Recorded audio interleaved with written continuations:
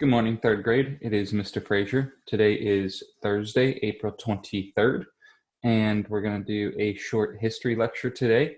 But I want to start off by saying I think it went pretty well yesterday. It was a little chaotic, but it was good to see all of your faces and hear a little bit about what you're doing. You're doing mostly what I'm doing, which is working and playing video games, but hey, can't leave the house. So just a reminder, tomorrow we're going to meet Friday at 9 in the morning. We're going to have our spelling test, and we'll talk a little bit about history and science and things that we've been discussing so far, and we'll see how it goes. Just a reminder that there may be some rough parts, but we want to try as much as we can to see this as a regular class day. Before that time, I know it's hard. You're at home, you're on the phone, you got people walking around, your brother's messing around in the background, your parents are doing work in the other room, you're sitting with your stuffed animal. It can be hard to focus in, but we want to try and do that because this is a new test that we're going through, but we still have to get everything done. When you get in Miss Bradshaw's class next year, she's going to expect that you know everything from third grade. So I've been very impressed by your work and understanding and so far. And I think that in many ways, your generation is more set up to deal with this kind of situation than others. But anyway, so I've been very impressed. Tomorrow, 9 in the morning, we're going to get it cracking off. But today, we're going to talk about Abraham Lincoln. Nickname is Honest Abe.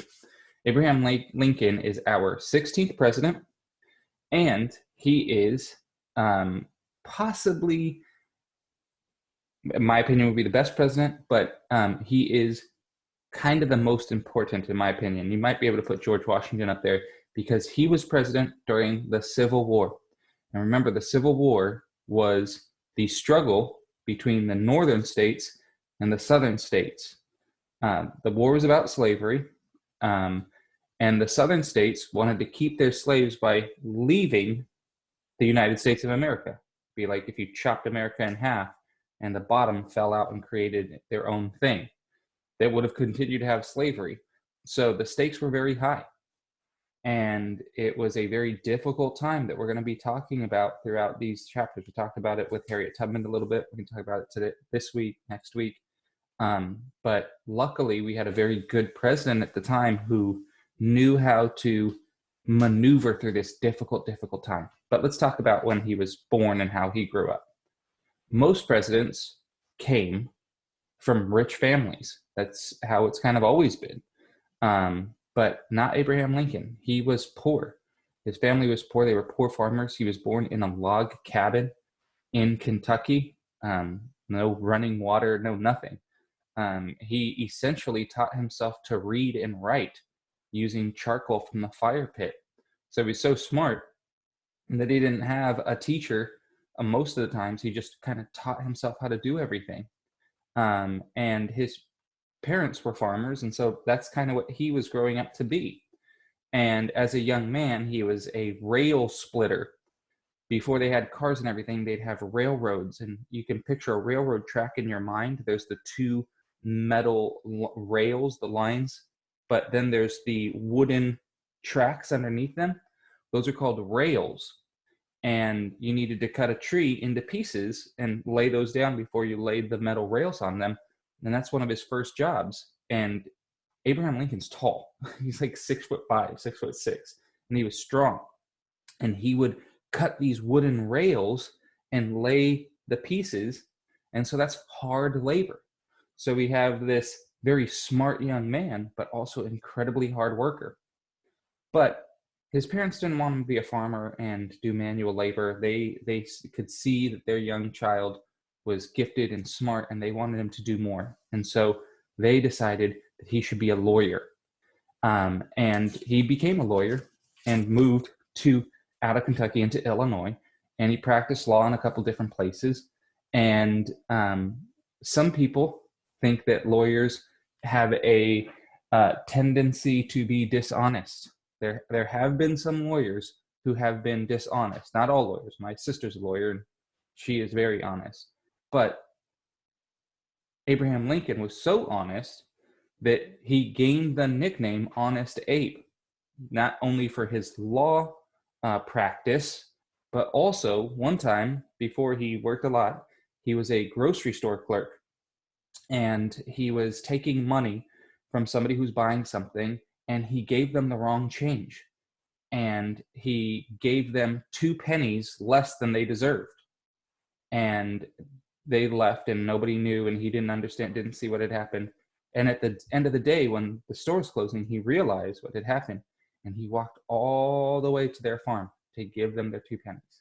And that just reinforced this idea of honesty, integrity, all of those things that are important that make us, good Christian young boys and girls.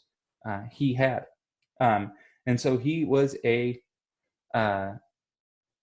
rail splitter. He was a merchant, shopkeeper. He was a lawyer. He did all of these things, but he wanted to enter politics because he wanted to change America for the better. At this point, when Abraham Lincoln was a young man, it would have been the 1840s, slavery was still a big thing. And if you were a African-American person born in the South, you were probably enslaved and forced to work for free for your whole life. And Abraham Lincoln didn't like that. And so he joined politics to become a force for change. Politics means people in government. So that could be anybody from the mayor of a city to the president of the United States. And you don't just join politics and then run for president. That's not how it works. You got to move your way up. It's like when you start school, you don't go all the way to college. You start in kindergarten and learn your ABCs. So he starts off at the state legislature, the Illinois state legislature. So just how the United States has a government, we talked a little bit about this, you may not remember, but there's the president, and there's Congress, and there's the Supreme Court, and they all decide the laws and how America should be run. But all 50 states have their own governments. So in California, instead of a president, we have a governor. Instead of Congress, we have a legislature. These are big words, but try and stay with me. So he runs for the Illinois state legislature, and he doesn't always win. In fact, he loses more times than he wins. But he also has these famous debates with a guy whose name was Stephen A. Douglas, who was another guy who was running for state legislature. And they were different parties. Today we have Democrats and Republicans. Back then they had Democrats and Republicans, but they're a little bit different. And Abraham Lincoln was running as a Republican, and Stephen A. Douglas was running as a Democrat, and they would have these debates, which are kind of like friendly arguments. They're not the kind of arguments where you're screaming at somebody about who's got the better Pokemon. You're presenting your best ideas and trying to persuade people why you're right, not just like, you're wrong, you dummy. So he has these famous debates, and sometimes Stephen A. Douglas wins and sometimes Abraham Lincoln wins. But it's these debates that make him kind of famous, because people are like, wow, this guy's smart. This guy's very eloquent, or somebody who speaks very well. He's not, speaking like, I think we should do everything awesome. He's very well-read and well-spoken. But so there's a funny kind of story. As he's getting ready to run for president, he was clean shaven. He didn't have any mustache or beard like I do right now. And when he would have his posters out, he was running for president. It was just his picture with his regular face. And a little girl saw his picture and wrote a letter to him saying, I think you would look better with whiskers. Now, not whiskers like a cat, but whiskers were what they used to call facial hair for men. So I would have whiskers on right now. And she said, I think you would look better with facial hair, essentially. And so he decides to grow his famous beard. And now, if you look at the $5 bill or the penny or the statues of Abraham Lincoln, he's always got his famous Abraham Lincoln under the chin beard. And it's all because of this 10-year-old little girl who writes him this funny letter. And he writes a reply. Anyways, so back to the presidential race. In 1860, he's running for president. Now, in the South, they knew that Abraham Lincoln did not like slavery. And they were scared that if he became president, that he would abolish or destroy slavery. And they didn't want that to happen because they made a lot of money off of these poor people, right? Imagine you own a company and you don't have to pay any of the workers. You get to keep all that money. So they were worried that he was going to mess with their money. And they didn't care the fact that they were enslaving people. They just cared about the money. So when he was running, the southern states wouldn't even put him on the ballot. You know, when we run for governor, for secretary and everything at school, you have the little paper that you write on, that's the ballot. They didn't even put his name on there. But people in the North loved him so much that even with no votes from the South, he still won and became the 16th president of the United States. Now, as soon as he did, he tried to persuade the southern states to stay. His first speech, he says, I'm not trying to touch anybody's slaves right now. Let's all just be unified as Americans. But the southern states didn't want to hear it. And they decided to secede. We're going to talk about this more tomorrow, which means leave the Union. And the southern states thought, well, we joined the Union, so we can choose to leave the Union. And President Lincoln and the northern states said, no, that's not how it goes. Because if anybody can just leave whenever, then how could you ever have, if you're playing a basketball game and anybody can just leave the team whenever, how are you supposed to win? Some person's just like, I'm tired, I'm out of here. So that's how the Civil War began. Lincoln is elected in 1860. The southern states say, no, we want to keep slavery, and they secede or leave the Union. The northern states say, you cannot do that, and they form an army to invade the South. The southern states form an army to fight the North and gain their own independence. And that's the Civil War. And it goes for 5 years, from 1860 to 1865. Now, during this time, Lincoln becomes president for the entire Civil War. And when you become president, you have an inauguration. So when you're elected, you get elected in November, and then in January, 3 months later, you start. Inauguration means you start being president. And he gives this famous speech when he's the president-elect. I know all this is kind of, the president-elect is when you're voted in as president, but you haven't started yet. And during that time, he's trying to convince the South, do not leave. But they won't hear it. And they decide that they're going to fight for their own independence in order to keep slaves. So Lincoln is president during basically the hardest time of the Civil War. And the Civil War is extremely bloody. It is the most violent conflict in the United States up to that point. And it was the most violent conflict that anywhere in the world had pretty much seen. They had cannons and rifles. They even had Gatling guns that had a bunch of barrels and they would shoot. They had, all kinds of technology. And so many people were fighting and losing their lives in this terrible struggle. And one of the most important battles during the Civil War is called the Battle of Gettysburg. It's on page 247. And in the Battle of Gettysburg, the southern states' armies invaded the North. And the Union armies, that's the North, managed to defeat them and make them retreat. which was a good thing for America. However, during the battle, thousands and thousands of young men were shot and killed, and they were buried on the battlefield because it would be too much work to all send them back to their own house. So they were buried on the field at Gettysburg.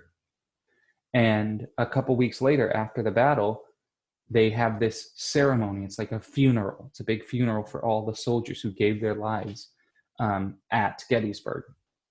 And during that time, Lincoln gives this short speech. It's called the Gettysburg Address. And it's only like 2 minutes long. I'm not going to say it to you, but it's very famous. It starts 7 years ago, our forefathers brought upon this country a new nation. And he talks about why America is great and why it's important to fight for and maintain, and why, even though these young people died, it was important and that we should make it worth it. It's such a famous speech that today, if you go to Washington, D.C., when you're in 8th grade and we go to the Lincoln Memorial, it has his full speech carved into the stone, his whole speech. And people sit there and read it and they cry because it's so moving. The Gettysburg Address. He was very, very eloquent, remember, well-spoken. But so after he speaks at Gettysburg, that is in 1863, and 1864, I'm sorry, and the war is beginning to end. It starts in 1860 and it ends in 1865. But after Gettysburg, it's pretty clear that the North is going to win and the South is going to lose. And Lincoln, like every president, you serve 4 years and then you get re-elected. So in 1864, he is re-elected as president for his second term.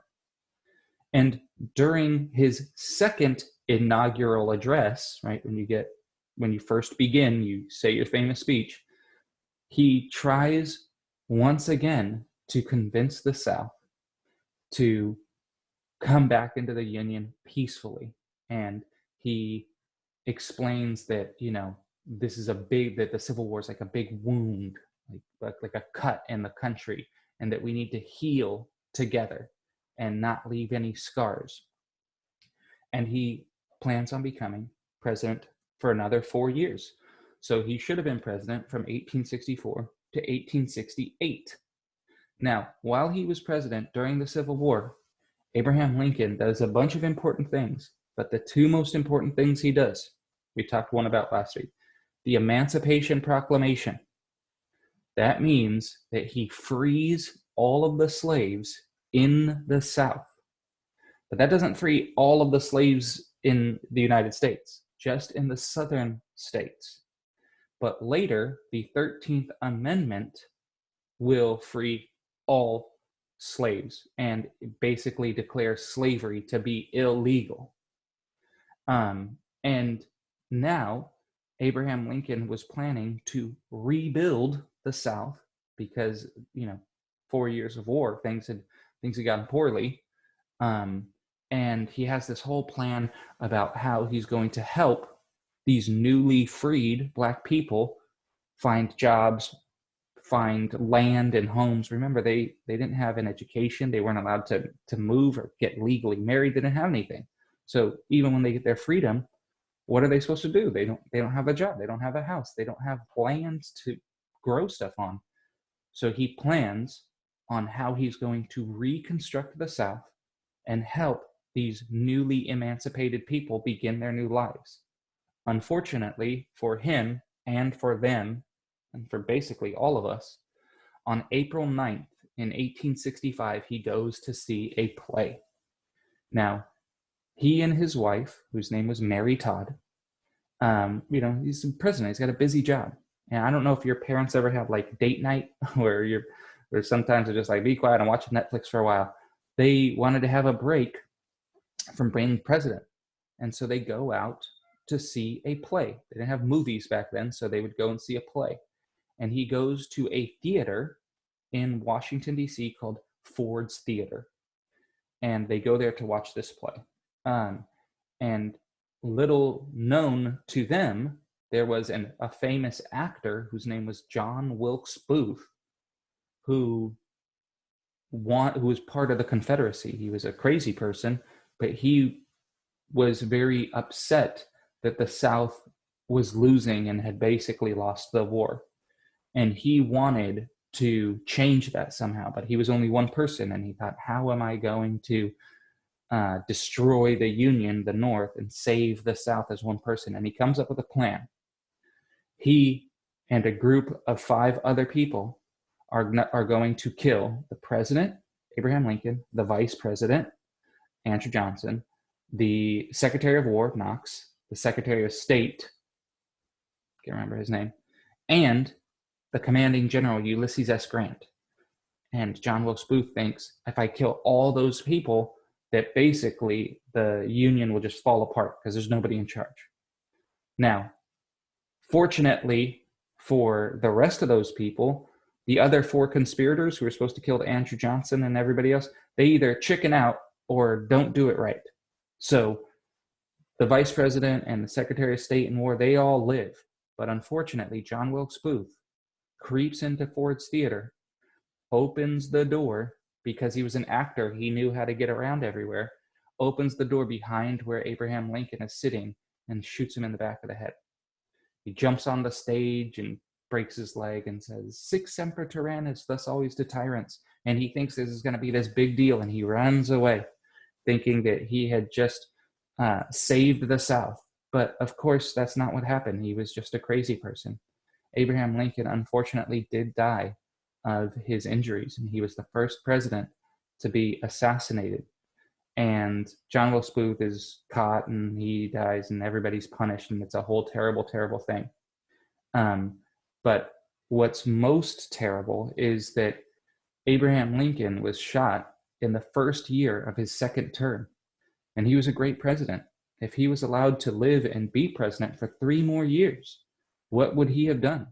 Could he have changed American history from what it became? I think that he would have, but unfortunately, we'll never know, because he did die, and on the next day, April 20th, 1865, and his vice president, Andrew Johnson, becomes the president of the United States. But he was such kind of a great man and a great president that not only is he given a huge burial and everybody comes out and wants to see his casket as it goes by, but they build the huge Lincoln Memorial. There's only 3 president memorials in the big Washington Mall: Washington, Jefferson, and Lincoln. But that's because he was super, super important. Anyways, I know that was a lot of stuff coming at you. We're going to talk about it more tomorrow, 9:00 a.m. We will see each other, and we'll take the spelling test. We'll talk more about Lincoln. We'll talk about some science and habitats, and we will move on. Anyways, hope you guys are doing well. See you soon. Bye-bye.